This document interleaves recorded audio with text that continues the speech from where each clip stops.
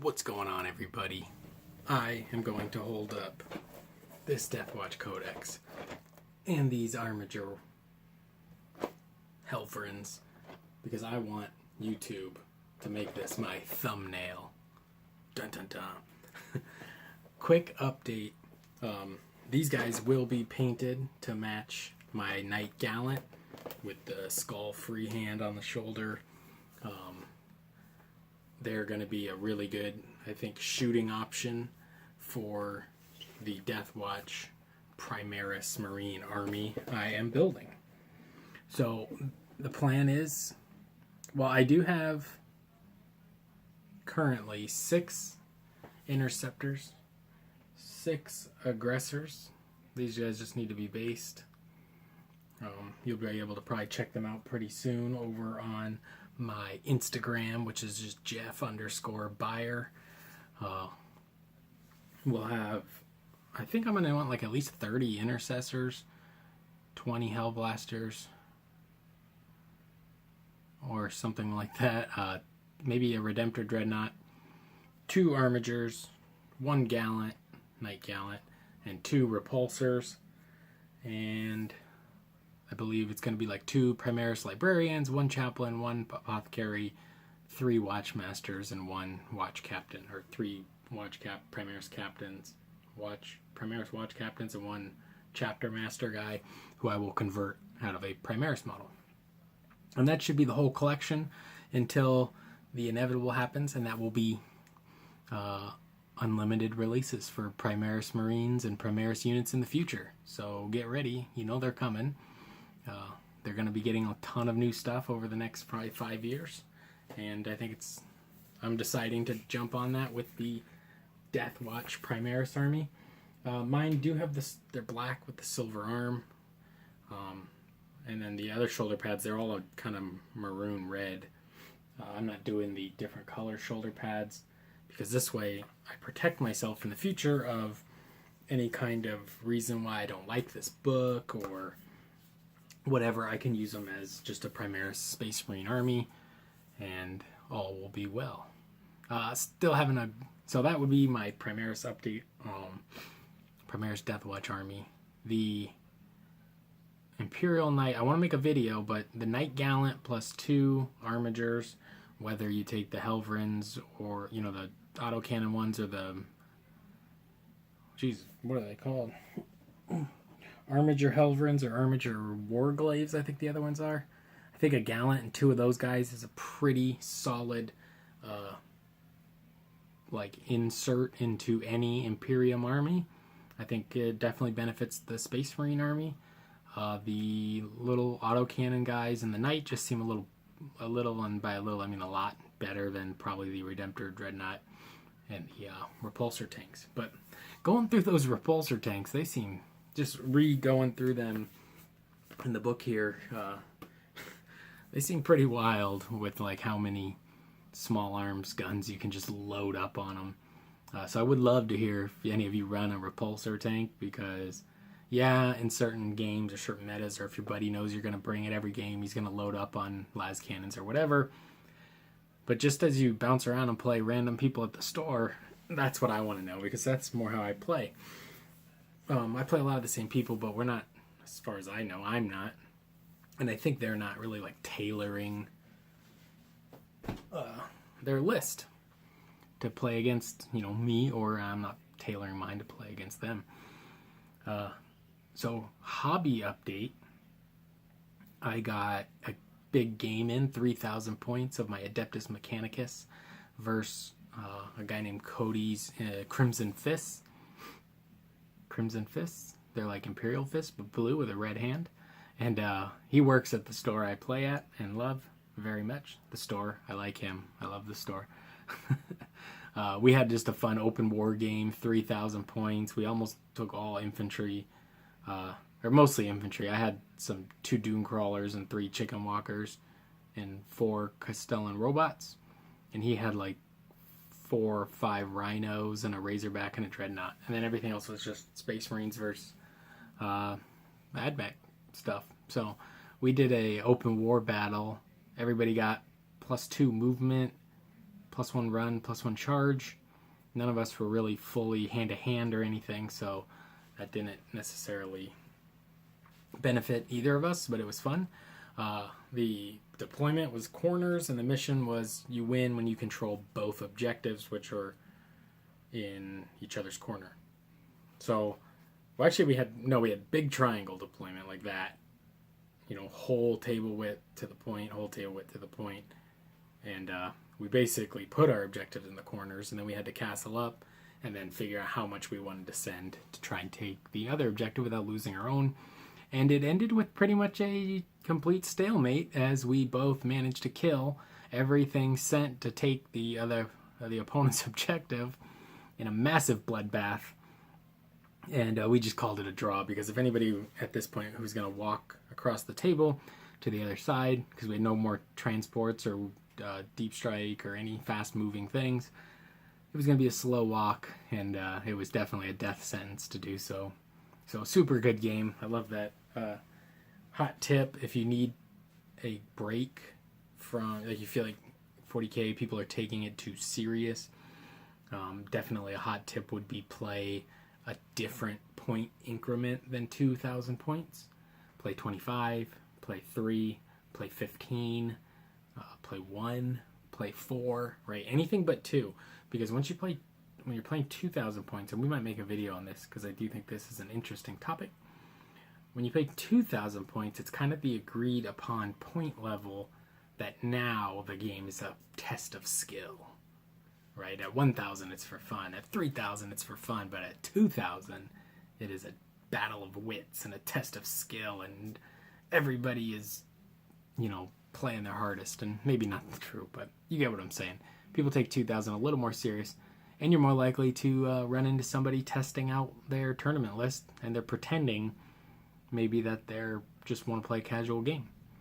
And they're actually testing out their stupid, crazy army. So, I don't mean to say stupid, right? It's all good.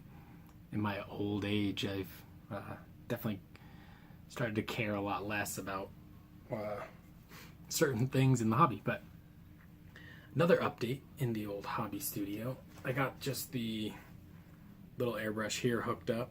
You might recognize this as a new hose. I guess not recognize it, but check this out.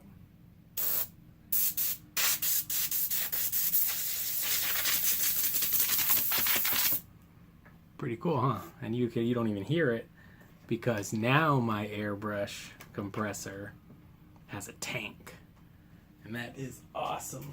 I just picked up this one here, airbrush compressor, piston type, oilless, model TC20T. Freaking cool. It was like $50, $50. eBay, we had like a 15% off coupon. It was like maybe about $60. I think I got it for right around $50 with that 15% off coupon. So that is super cool. And I got just the... I haven't really shot much. I shot some water through the nice Extreme Patriot 105. I haven't...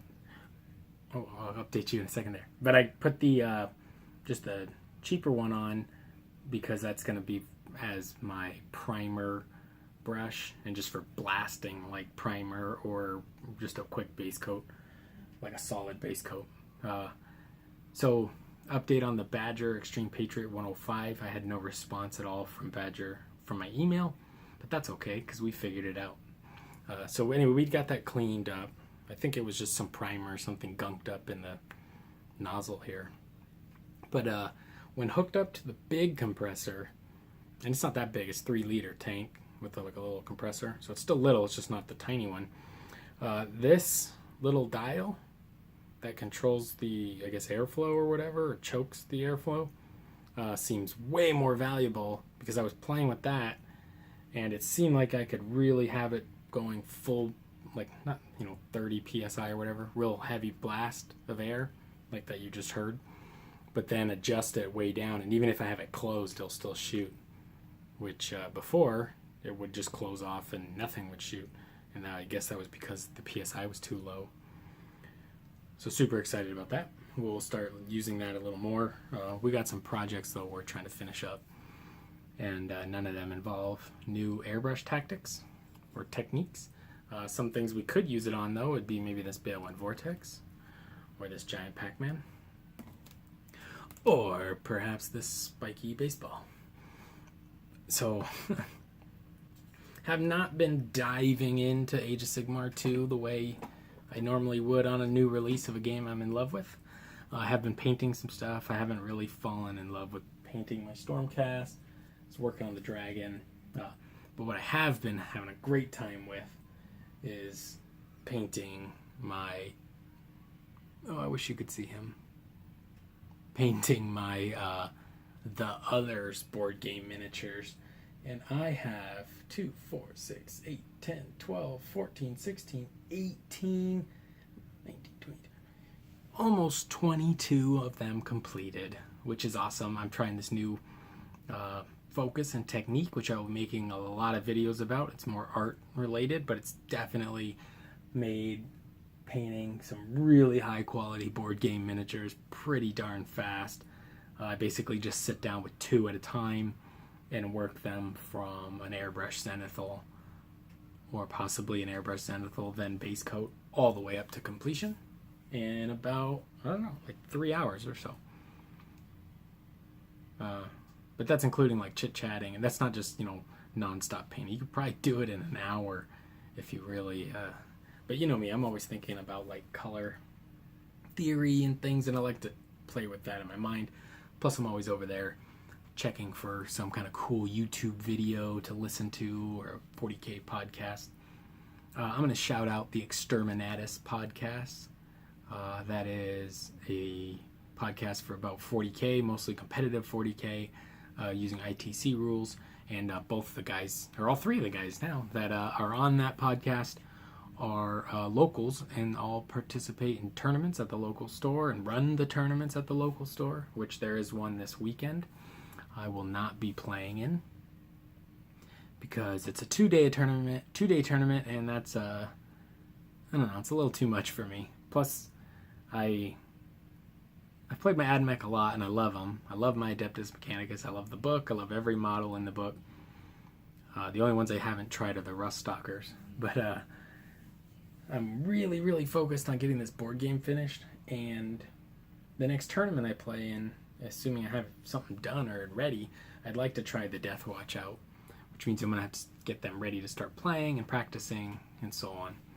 So very, very excited to try them. I need to get like a small detachment of them ready, and then start allying them in with my AdMech so I can start to get used to the rules. Plus the only 4 games I've used with the new Imperial Knight Codex, or 3 games, was in the last tournament. So, and then in our 3,000 point game the other week, or last weekend, I didn't use my Knights, because we were just playing with infantry stuff, and I didn't bring the book, so, and I want to use the Knights. But the Knights are super cool. You're going to really, really enjoy them if you haven't picked that up yet, and you're on the fence. Definitely get that.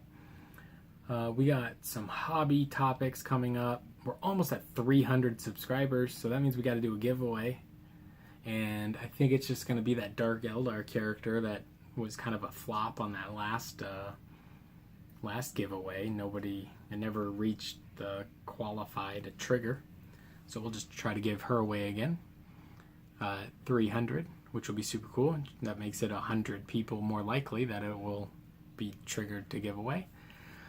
Things in the future we got coming up. We got a lot of art videos. I'm going to figure out how to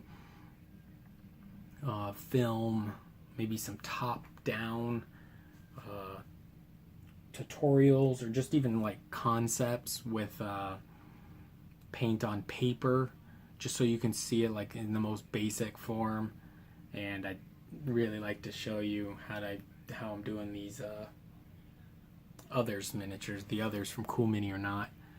So we'll be putting them over on Instagram. Debating on approaching bigger brands of hobby materials for some kind of partnership or free donations, and then using those donations as giveaways, or maybe donating them to like a high school art class or something where I really got more interested in art. I was always interested in art pretty much since I was little. So I feel pretty happy to be doing art right now. It is considered probably more of a hobby in Warhammer, but oh, check this out. I got Frankenstein. Ooh, you can see that a little bit. Let's see if we can bring him in close here. You can see the Frankenstein I've been working on, got some color layers on, and then you can check out the others.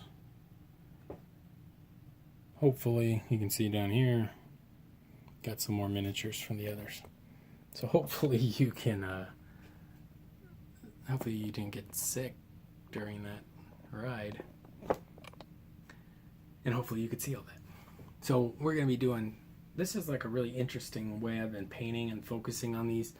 And the idea is taking a very basic, very simple, like painting concept, but maybe the most important one, and just applying it over everything else. You know, they're still picking colors and things. We're trying to do a good job on that, but we are just focusing on contrast. So we'll be doing some videos about that because I think it has had amazingly good and fast results for these miniatures. I feel like I'm cranking them out right now. And I think part of the trick too, maybe because they're board game miniatures, so when you're mixing a little bit of colors or mixing a weird color, you don't have to repeat that ever again because you don't have 40 of the same model. So I also highly recommend picking up a board game with some cool miniatures. Cool Mini or Not has quite a few. And that's a really good way to practice a whole bunch of painting on things that you may normally not paint. And that's about all we got. We will be doing a giveaway at 300 subscribers. We will probably be launching a Patreon. I got some ideas rattling around in my head about branding some products, which could be cool. Maybe we can get out some really nice things that, you know, I like and maybe some of you would like to try. And we hopefully will be working out something like that. And that's really about it right now. I'd like to be doing some more art videos. I'm going to start eyeballing video cameras again. See if maybe we can get kind of a top-down angle from up here, maybe on the paint desk. Maybe we can rearrange that, clean it up a little bit, make it a little more video friendly. And I hope you all hit subscribe and stick around. We will be talking in the future a little more in depth about those Primaris Deathwatch once we start playing. So, adios.